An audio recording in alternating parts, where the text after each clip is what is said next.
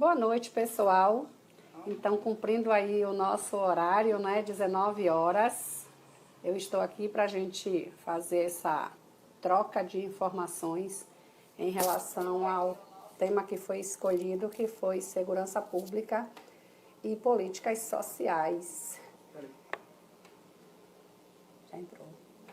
Então, eu queria primeiramente agradecer, né, a todos vocês que estão me acompanhando, reforçar essa nossa vontade de que esses sejam os nossos encontros semanais, nessa tentativa da gente estar se aproximando, uma necessidade que eu vejo em relação a quem pleiteia ocupar um cargo que seja para defender os direitos da população, seja se aproximar para entender de fato como é que as pessoas pensam as políticas públicas. Então, eu quero agradecer, primeiramente agradecer, né, o incentivo da família para que eu me tornasse pré-candidata ao PCdoB. Muitos, a princípio, que nem queriam, mas por saber que era uma vontade minha, acabaram dizendo que, já que é uma vontade minha, está aqui para me apoiar.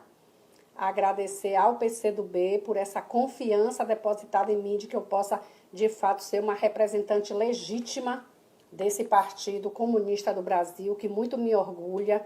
E quero mandar um abraço para a Ilza, não sei se ela já entrou, mas entendendo que ela tem sido, de fato, uma representante à altura dos nossos anseios, enquanto mulheres que constroem a sua história, que faz do dia a dia uma guerra, uma luta de resistência num espaço que é considerado para não sendo um espaço adequado para mulheres e principalmente para mulheres pretas. É isso que a gente tem visto na história, né? Não é à toa que ela é a primeira vereadora negra do município e eu pretendo, quem sabe, ocupar um espaço também naquele lugar, reforçando a ideia de que nós mulheres podemos estar onde nós quisermos estar. Então, hoje, dia 9 de junho, nós fomos aí agraciados logo cedo pela manhã com uma ação da Polícia Militar. Eu, como companheira de alguém que trabalha no SAMU, já recebi a notícia, sabendo que Cosminho estava na cena, né? E aí eu disse, tudo veio a calhar. No dia em que eu me proponho a fazer uma live falando sobre segurança pública e políticas sociais, eu vi de perto vários sentimentos que envolvem a gente em qualquer lugar, em qualquer município, em qualquer parte do mundo, em relação a essa insegurança que a gente vive, né? Essa instabilidade que a gente vive todos os dias em relação ao crime, em relação às várias situações que a gente sente medo e a gente recua e a gente adoece por conta de muitas dessas situações. Então, o amanhecer de hoje foi um sentimento de dualidade, né? Se por um lado você, enquanto companheira, você fica preocupada com a situação que pudesse acontecer lá, que graças a Deus não aconteceu nada demais, mas assim, pelo próprio relato e as fotos que ele ia me mostrando da situação de risco de vida que estava vivendo naquele momento, então por um lado você fica muito insegura e preocupada, por outro lado também, você, enquanto agente de transformação, como professora e como mãe, você se coloca num outro espaço, né? Como estão essas mães? Será que aquelas criaturas, foram 4 mortos até onde eu saiba, né? Será que um daqueles meninos, porque eu vejo como meninos, porque eu acredito que a maioria não tenha chegado aos 25, 30 anos. Será que passaram pelas minhas mãos? Será que foram meus alunos?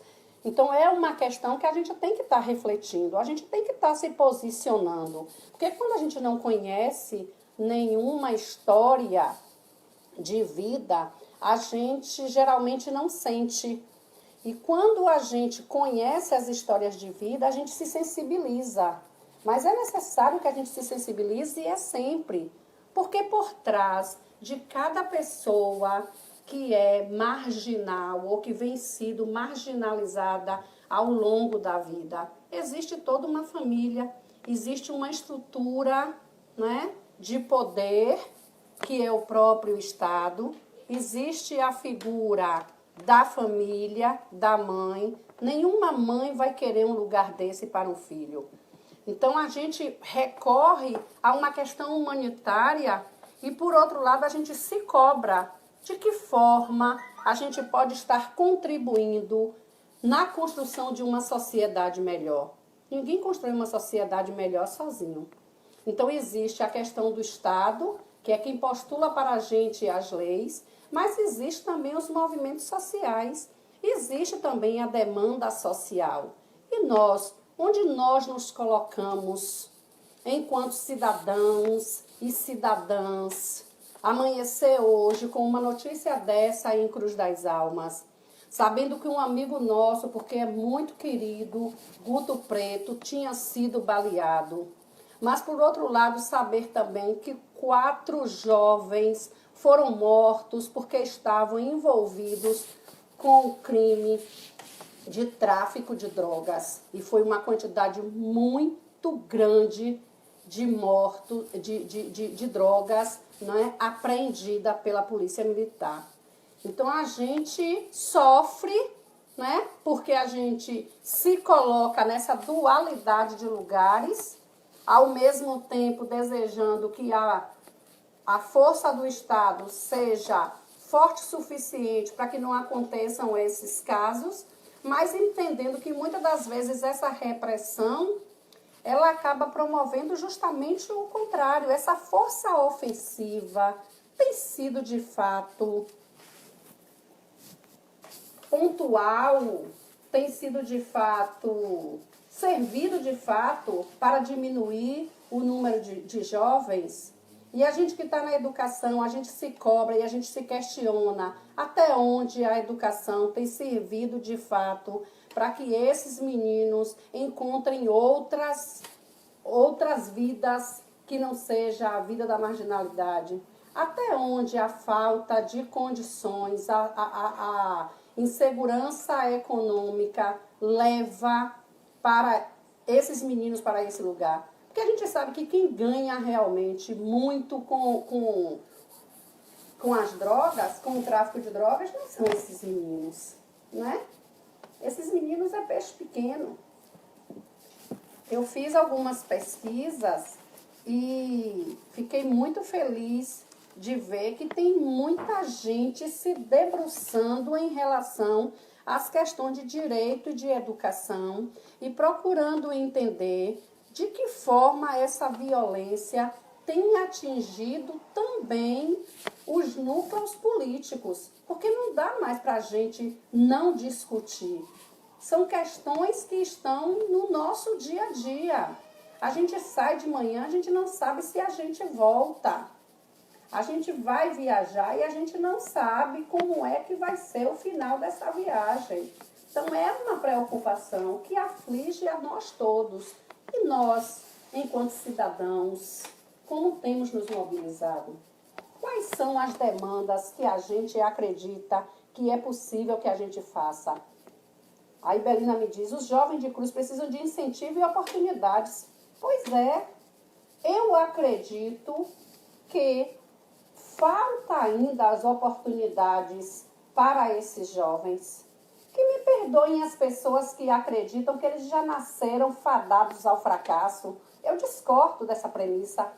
Eu acho que toda mãe, quando tem um filho, ela deseja que ele seja bom, um homem, uma mulher de bem, e que ele cresça, que ele consiga contribuir com a sociedade. Então, se a gente tem 4 mortos numa manhã como hoje, a gente tem também que se questionar até onde que nós, que somos cidadãos e cidadãs de Cruz das Almas, fizemos algo, cobramos de fato dos órgãos a quem deveríamos cobrar alguma providência. O quais são hoje as ações que têm sido promovidas para que esses jovens não adentrem o mundo das drogas, o mundo do crime. São questões que a gente precisa estar se fazendo, né? Se fortalecendo em relação, porque eu sempre disse no colégio que eu trabalhava que eu me dava muito bem com os meninos, independente que eles fossem usuários de droga ou não. Porque eu lamentava que eles tivessem que chegar a isso, mas nunca me fizeram nada que eu pudesse dizer que tinha sido por conta do uso da droga. Pelo contrário, muitos já me disseram, professora, não se preocupe que aqui ninguém me mexe. Eu tinha uma moto e minha moto nunca foi arranhada na escola.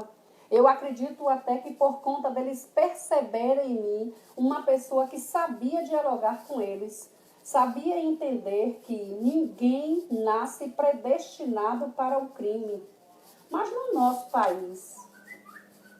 país, nós temos cerca de 800 mil encarcerados. Gente, 800 mil é maior do que a população de muitos países.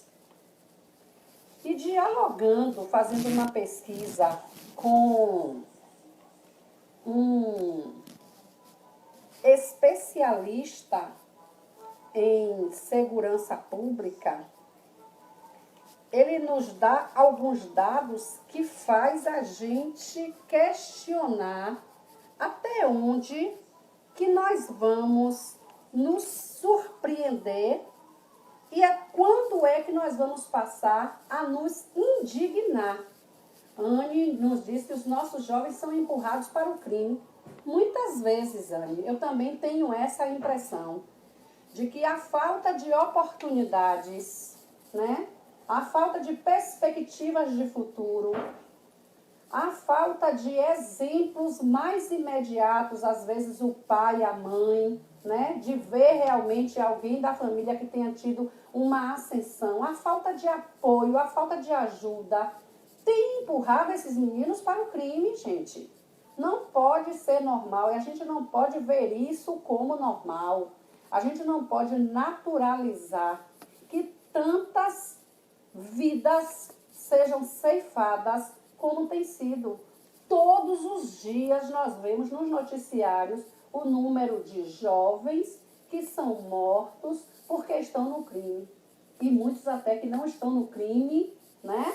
Mas que muitas vezes, para justificar, a mídia jornalística, inclusive, procura saber se tem envolvimento com crime, né? Alguma mãe chorando, ele tinha envolvimento com crime. Então, como se isso pudesse justificar que um jovem não pudesse completar a sua vida até a vida adulta, né? Obrigada, Maroca. Aí, Maroca, nossa companheira, camarada,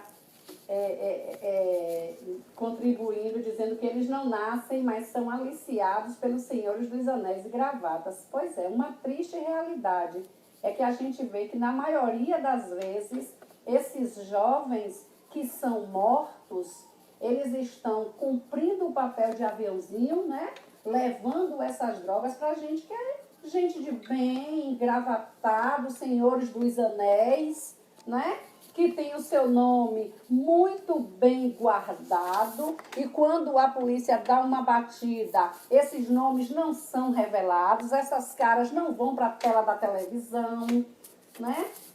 O erro, na verdade, é um erro social, porque nós nascemos pretos e pobres. A medida não se dá da mesma forma. E nós não podemos mais nos calar diante de tanta desigualdade. Porque se nós percebermos que desses 800 mil que estão nas carceragens, apenas 40% tem um julgamento. 60% de 800 mil, gente, dá 480 mil. 480 mil encarcerados sequer tiveram um julgamento. E pasmem, nos presídios femininos, 62% são presas pelo comércio de drogas. E aí não adianta a gente não querer também fazer um debate feminista, porque a gente sabe que a maioria dessas mulheres que acabam sendo presas com drogas, ela está amando de alguém, amando não, ela está sendo coagida por alguém, né? Sofrendo a coerção por alguém, e que ela sabe que se ela não for colocar aquela droga, levar aquela droga até o presídio, ela corre o risco de morrer ou de ter os seus filhos assassinados. Então, a guerra ao tráfico está sendo feita no lugar errado. Isso mesmo, Massinha. A quem se deve, de fato, observar e prender, não tem sido feito. Mas essa questão é geográfica e social, né? Para adentrar os grandes edifícios, os grandes condomínios de luxo, onde estão aqueles que se utilizam da parte mais abarganhada do tráfico, é necessário que a polícia tenha um mandado de busca e apreensão. E a justiça não trabalha no mesmo ritmo. A produção da polícia militar é a prisão. E a produção da justiça não se dá na mesma proporção. Então, o que é que acontece? Fica muito mais fácil pegar os peixinhos pequenos, porque para isso não precisa nem de anzol. Para isso, qualquer batida no meio da rua já serve. E a gente vê todos os dias nos noticiários o que é que acontece quando esses meninos são pegos no meio da rua. Muitas vezes até sem fazer nada, simplesmente pelo fato de morarem nas zonas periféricas. Eu não quero aqui atribuir culpa a ninguém. O objetivo dessa live é a gente refletir em relação ao que a gente tem em relação à cruz. Eu acho que todas as pessoas estão ainda impressionadas com o fato da notícia do dia todo, durante os noticiários, todas as emissoras de rádio que a gente pôde ouvir hoje, a notícia era sobre os 4 elementos, né? Porque eles passam a não ter mais nome, né? Como se não tivessem família, como se não fossem um cidadão. E são cidadãos, gente.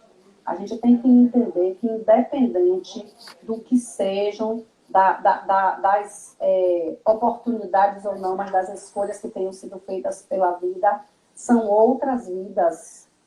É essa a forma de que deveriam, de fato, nos proteger, mostrar serviço e direção aos menores. Pois é, Mariana, obrigada pela sua contribuição. Nós temos visto que uma realidade no Brasil é que a gente não vai ter que adentrar pelo discurso de que bandido bom é bandido morto. Isso não funciona mais.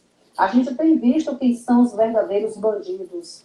E a gente sabe que, na maioria das vezes, os verdadeiros bandidos, eles não são nem presos. Então, chega da gente ver a nossa população cada vez mais dizimada. Porque hoje, eu não tenho nenhum parente que esteja preso. Hoje eu não tenho. Olá, Murilo Elias, que bom que você está aqui para contribuir com o nosso debate. Eu fiquei muito feliz quando vi a sua votação lá para o primeiro tema, e eu disse, eu já tenho alguém que é da área e que vai me ajudar, não é? Mas quando a gente se propõe a discussão que eu considero de suma importância, que seja no legislativo, a gente tem que se apropriar de todas as questões que sejam relacionadas com a sociedade. Então, eu estou, na verdade, estudando né? E procurando. Ó, Ilza, boa noite, minha vereadora retada. Saber que a luta e a resistência faz parte de nós. Quero te dar um abraço e dizer assim que estou contigo sempre e que, embora a pandemia esteja aí, mas eu acho que a gente tem que fazer frente lá na Câmara na próxima segunda-feira para mostrar para aquela galera ali que você não está sozinha. O seu mandato é popular e a galera que te colocou lá, minha filha, te acompanha e sabe que você está sempre servindo a população de Cruz das Almas. Obrigada a Jússi também aí, que entrou, minha ex-diretora. Falar assim que está sendo muito novo, né? Eu nunca fiz uma live, é a primeira que eu faço, mas eu pretendo fazer toda semana. Eu tinha pensado a princípio segunda-feira, mas depois calhou que fosse na terça, e talvez na terça seja melhor por conta da sessão na Câmara, que é um espaço, vai ser um laboratório para mim de discussão também, inclusive um laboratório em relação às posturas que a gente pretende que a gente nunca seja obrigado a se confrontar, né? Posturas machistas, misóginas. E eu ia falando que, em relação à segurança pública e às políticas sociais, Luiz Eduardo Soares, que é pesquisador da área, especialista em segurança pública, tanto no âmbito municipal, estadual e federal, ele defende que tem que tirar da prisão os aprisionados. E aí muitas pessoas na hora se espantam com isso. Ave Maria, vai abrir as portas das penitenciárias para colocar esses marginais no convívio social. E é ele que nos traz esses dados, né? Que no Brasil são mais de 800 mil presidiários e que 40% desses presos ainda não foram julgados. Então, 800 mil, 40% dá 320 mil. Gente, o Maracanã lotado cabem 60 mil pessoas. Pense o que são 320 mil pessoas presas sem terem sido julgadas. E mais, ele diz que 30% é de crime sem vítimas. Porque, às vezes, quando a gente fica sabendo que pode liberar os presos, a gente só pensa que vai liberar aquelas pessoas que estejam relacionadas com algum crime. Maricota Maciel, um abraço, minha querida. Saudade de você. E 30% de 800 mil dá 240 mil pessoas, gente. Seria 4 vezes o Maracanã lotado. A gente não pode esquecer que são 240 mil pessoas, mas que por trás dessas 240 mil pessoas existem outras vidas. Sua vida destruída por conta de algo que falta, que é essa política social, que é a LEP. Me ajude aí, Murilo, você que é da área e que entende mais do que eu, não é?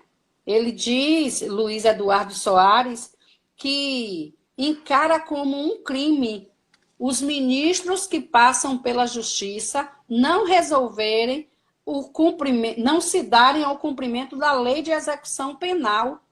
Então, muitos daqueles presidiários sequer sabem dos direitos que eles têm. Sequer sabem, porque muitas vezes a falta de educação, e aí que eu digo que a educação ela serve como tapete, né, para muita coisa, porque muitas das vezes, se ele tivesse a oportunidade de estudar, ele nem estaria ali. Quanto mais em relação à informação, ao conhecimento das leis, ao que eles podem e não podem Devemos pensar como você, que se diz cidadão de bem e fala isso, foi formado, como o acesso à informação, cultura e outras coisas importantes. Então, muitas vezes, desassociado de qualquer forma de contribuição para a formação desse cidadão, né? Como é que a gente pode estar melhorando a nossa sociedade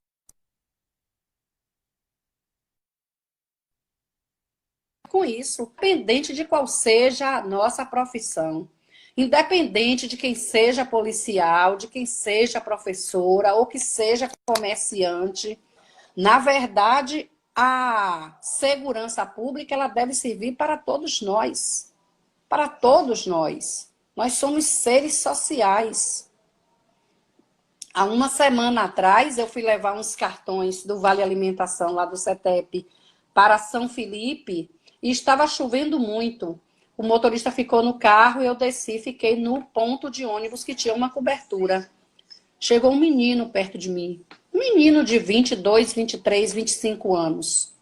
Ele sentou e depois chegou uma outra moça de moto e ficou toda desconfiada.